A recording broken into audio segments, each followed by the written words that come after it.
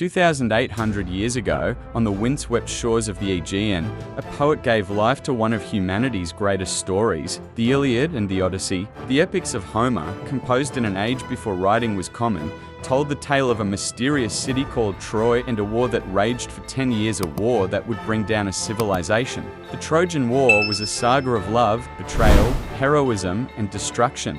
For centuries, this city and its war were believed to be nothing more than myth until the 19th century, when archaeologists unearthed discoveries at Hisarlik Hill in Anatolia, turning legend into reality. Today, I will take you into the mystery of Troy, into the epic lines of Homer, and to the truths hidden behind the legend. Get ready to dive into the story of the greatest war of the ancient world.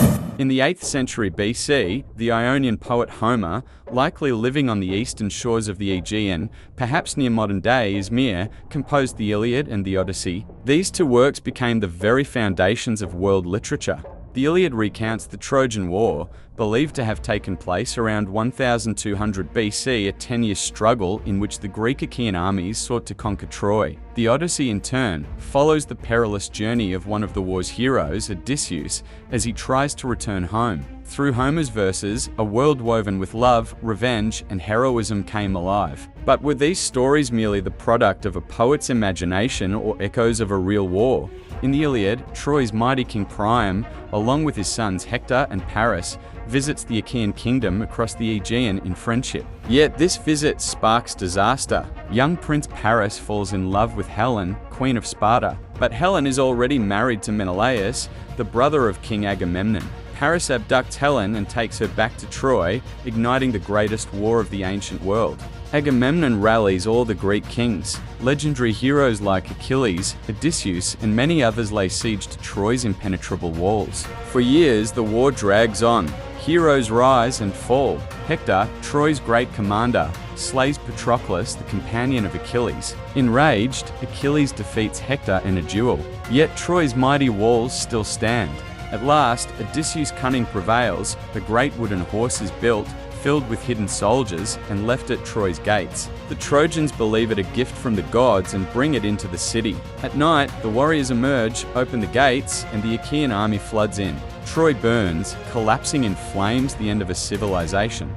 For centuries, this story was told as legend. But was Troy real? Was the city merely a vision of Homer's imagination, or did a fortress truly stand on the shores of the Aegean? For centuries, Homer's epics remained wrapped in mystery. There was no concrete evidence of the Trojan War. The city was considered nothing more than a myth. That is, until the 19th century, when archaeologists and historians began to trace Homer's footsteps. In 1822, Scottish geologist Charles McLaren suggested that Troy might have been located near the Dardanelles at a site called Hisarlik Hill. Then, in 1856, British consul Frank Calvert carried out excavations in the area, uncovering clues that matched Homer's descriptions. But the true turning point came in the 1870s, when German archaeologist Heinrich Schliemann began his excavations at Hisarlik. Using Homer's verses as though they were a map, Schliemann brought to light the remains of an ancient city. In the Iliad, Homer gave 5 key details about Troy's location.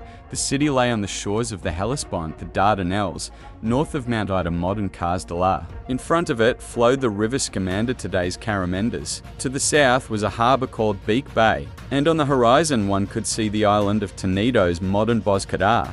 Hisarlik Hill fit this description perfectly. Just south of the Dardanelles, at the foothills of Mount Ida, beside the Caramendes River, near Beak Bay, and with a clear view of Bozkadar, it was all there. Schliemann's discoveries, followed by later excavations, confirmed that an ancient city once stood on this hill. But the great question remains, was this city truly Homer's Troy? The excavations at Hisarlik Hill revealed that Troy was not merely a city, but a true center of civilization. Built over an area of about 150 by 200 meters, the site consisted of 9 distinct layers of settlement. The earliest layer dated back to around 3000 BC, predating even the Egyptian pyramids, and began as a small village. Over time, new cities were built upon the old ones, with each layer representing a different era. These layers were not neatly stacked like a cake, but interwoven and complex. Archaeologists particularly linked Troy VI and Troy 7 to the city described in Homer's epic. Troy VI 1700-1250 BC was the city's golden age. This layer revealed a fortified palace city covering 20,000 square meters,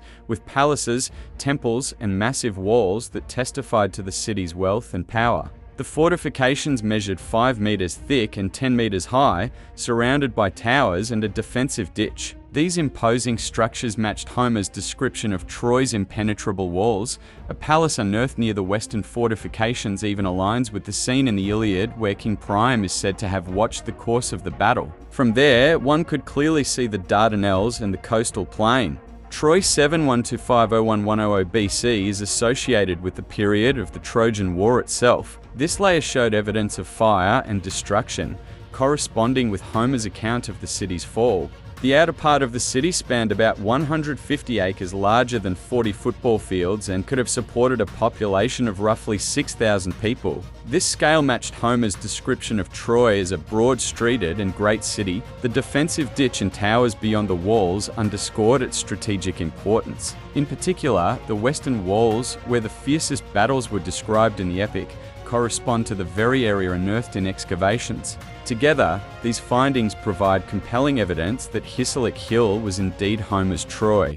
So, did the Trojan War really happen? Although Homer's epic often reads like myth with its dramatic exaggerations, archaeological findings suggest that the war may have had a historical foundation. At the levels of Troy VI and 7, traces of fire, arrowheads, and destruction point to a massive conflict that likely occurred around 1200 BC. Hittite tablets also mention a city called Waluza, which many scholars believe was the ancient name for Troy. These records describe clashes between Waluza and the Achaeans, the Greeks, offering a striking parallel to the war depicted in the Iliad. But were the characters of the epic Achilles, Hector, Paris real people? That remains impossible to prove. However, in the ancient world, it was common for warriors and rulers to be immortalized through exaggerated tales, blurring the line between history and legend. Troy's strategic location, controlling access to the Dardanelles and vital trade routes, would certainly have made it a prize worth fighting for.